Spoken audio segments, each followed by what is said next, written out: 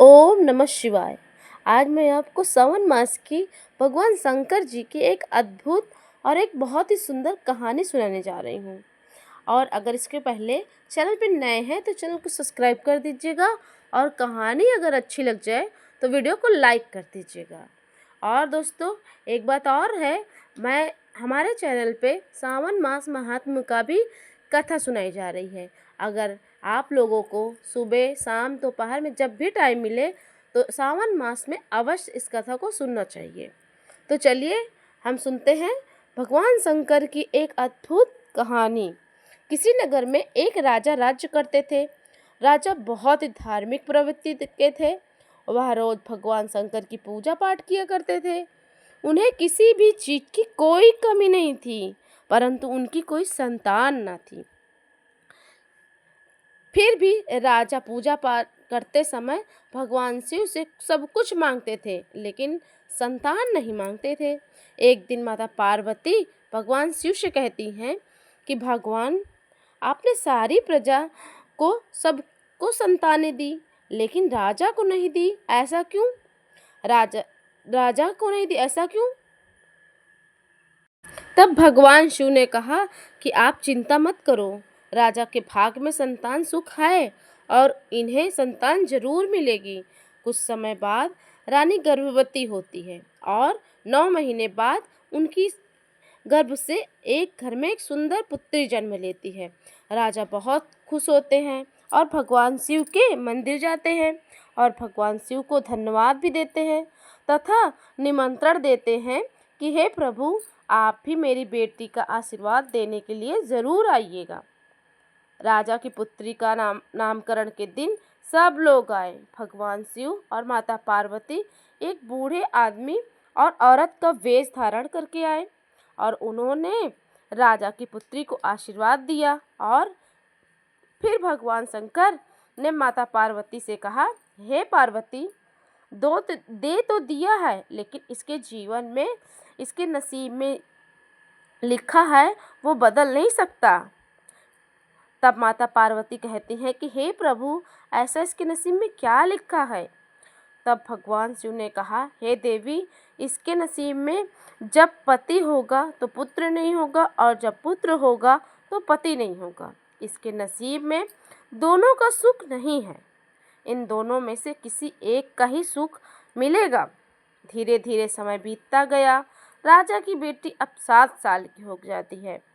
वह अपने माता पिता के साथ रोज मंदिर जाती है और वह भी भगवान शंकर की रोज पूजा पाठ अर्चना करती एवं व्रत रखती, सोमवार व्रत करती, कथा भी सुनती और धीरे धीरे समय बीतता गया। राजा की बेटी विवाह योग्य हो गई तो राजा ने अपनी बेटी का विवाह कर दिया। राजकुमारी अपने ससुराल चली गई और वहीं राजकुमार और अपने सास ससुर के साथ सुखपूर्वक रहने लगी। कुछ समय बाद राजकुमारी गर्भवती हो गई, लेकिन यह बात उसने किसी को नहीं बताया। राजकुमार की माँ राजकुमारी से बहुत चिढ़ती थी। वह सोचती थी, उसने मेरा बेटा ले लिया और घर ले लिया, अब सब इसी का राज चलेगा, हो जाएगा। एक दिन की बात है, राजकुमारी की सास ने एक मटकी तोड़कर अपने बिस्तर पर डाल दिया और ऊपर से चादर बिछाकर लेट गई। जब राजकुमार आया तो उसने राजकुमारी से पूछा कि माँ कहाँ है। राजकुमारी ने कहा कि माँ तो सो रही है। तब राजकुमार अपनी माँ के पास जाता है और कहता है कि माँ, क्या हुआ? तब माँ ने करवट बदलते हुए कहा कि बेटा, आज तो मेरी हड्डियाँ टूट गईं। यह कहते वह हिलती है तो मटकी के टूटने की आवाज़ आती है। जब बेटे ने कहा, माँ क्या हुआ, हड्डी कैसे टूट रही है, मुझे बताओ, मैं तुम्हारे लिए क्या कर सकता हूँ? तो माँ कहती है कि कुछ भी करो, मेरे लिए कुछ भी करोगे? बेटा ने कहा, हाँ माँ, मैं तुम्हारे लिए कुछ भी करूँगा। माँ ने कहा, मुझे तुम्हारी पत्नी का कलेजा चाहिए, फिर मैं ठीक हो जाऊंगी। बेटे ने कहा, ठीक है माँ, एक ही है, पत्नी तो और भी आ जाएंगी। फिर राजकुमारी अपने पति के साथ राजकुमार अपने पत्नी के पास गया और कहा कि तुम्हारे मायके में शादी है, चलो हम लोग वहाँ चलते हैं। राजकुमारी कहती है हाँ ठीक है। जब राजकुमारी तैयार होती है तो राजकुमार उसे देखकर रोने लगता है। फिर राजकुमारी पालकी में और राजकुमार घोड़े में सवार होकर चल दिए। चलते चलते वह जंगल के रास्ते में चलने लगते हैं और राजकुमार जंगल में रुक जाता है। तो राजकुमारी कहती है कि आप यहाँ क्यों रुक गए और इधर से आप क्यों आए हैं। राजकुमार कहता है इधर से नज़दीक पड़ेगा, इसलिए इधर से जा रहे हैं। फिर राजकुमार पालकी ले जाने वाले लोगों से कहता है अब तुम लोग लौट जाओ, अब राजकुमारी को मैं ले जाऊंगा। कहार चले जाते हैं। फिर राजकुमारी राजकुमार के पास बैठ गई और थोड़ी देर में उसे नींद आ गई और वो सो गई।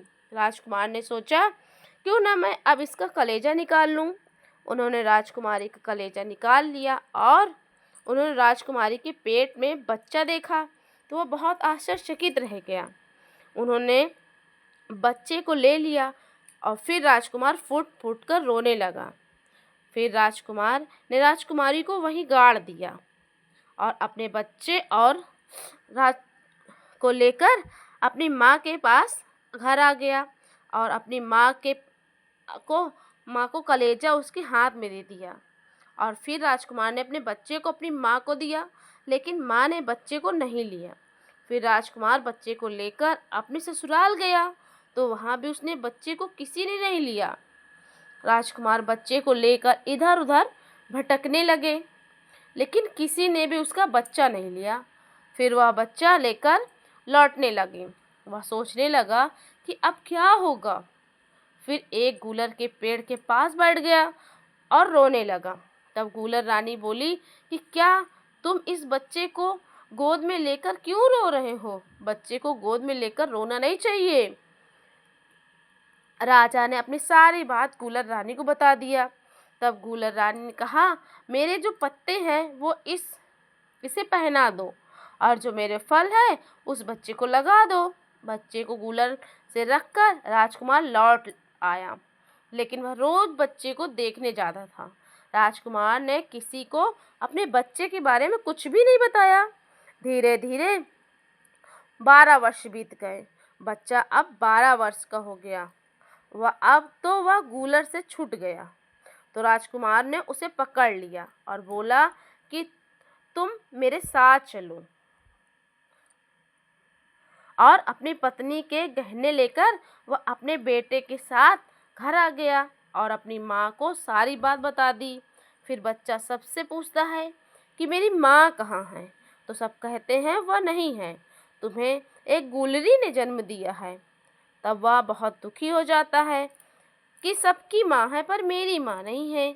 एक दिन वह लड़का अपने दोस्तों के साथ उसी जंगल में पहुंचा जहाँ उसकी माँ मिट्टी के अंदर गड़ी हुई थी और वहाँ वह खेलने लगा और वे लोग गिल्ली डंडा खेलने लगे। गिल्ली इतनी जोर से मारी कि वह मिट्टी में रानी के मुंह पर लगी। राजकुमारी उठकर खड़ी हो गई।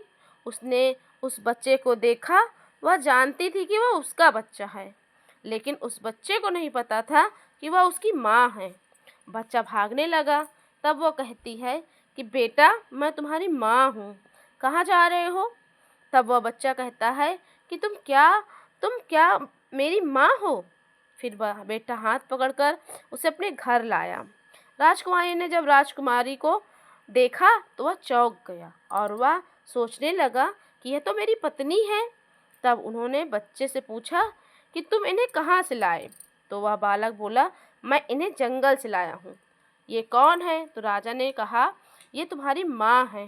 तब बच्चे ने कहा आपने कहा था कि मेरी माँ नहीं है, फिर यह कहाँ से आई?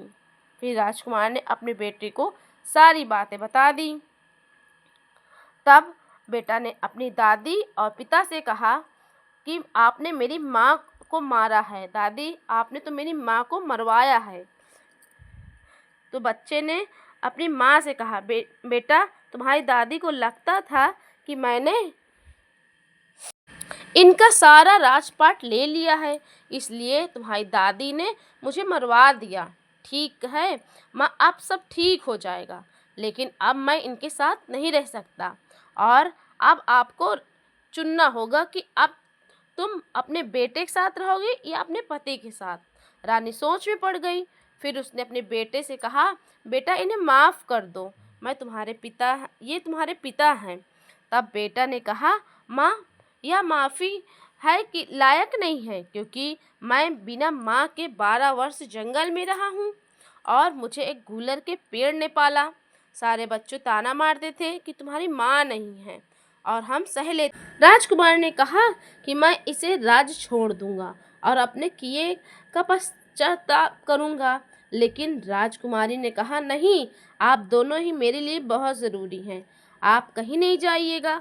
फिर राजकुमार ने अपनी माँ को ही घर से निकाल दिया और कहा कि तुमने मेरी पत्नी को मारवाया है और मुझे इतना बड़ा पाप करवाया है, और आपने पत्नी और बेटे के साथ सुखी सुखी घर रहने लगा।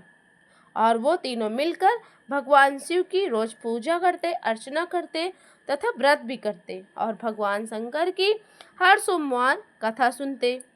इसी के साथ ये कथा समाप्त होती है। ओम नमः